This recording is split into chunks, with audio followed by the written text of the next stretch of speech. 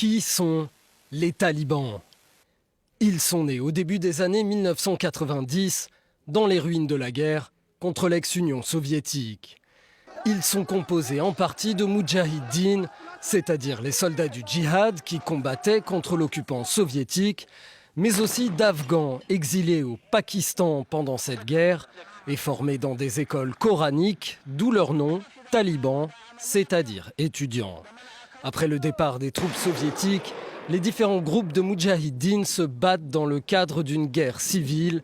Les talibans finiront par s'imposer et en 1996, ils prendront le pouvoir. Les talibans sont majoritairement pachtoun. Cette ethnie est elle-même majoritaire en Afghanistan et c'est elle qui a donné son nom au pays.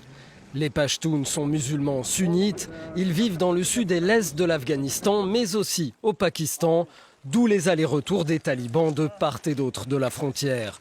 Leur doctrine repose sur deux piliers, le respect des règles coutumières pashtunes, mais aussi une interprétation ultra-rigoriste de l'islam.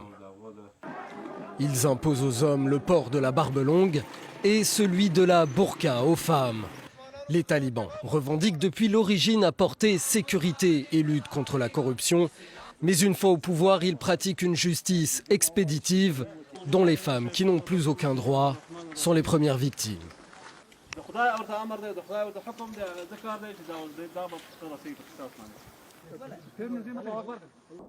En 2001, les États-Unis envahissent l'Afghanistan et renversent le régime des talibans, coupables de ne pas vouloir livrer Oussama Ben Laden, l'auteur des attentats du 11 septembre.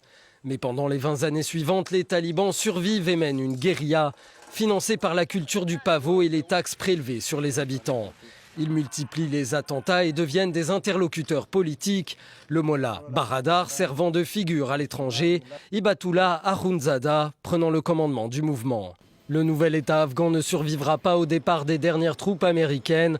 En quelques semaines, les talibans reprennent le pays et le 15 août 2021, investissent le palais présidentiel de Kaboul.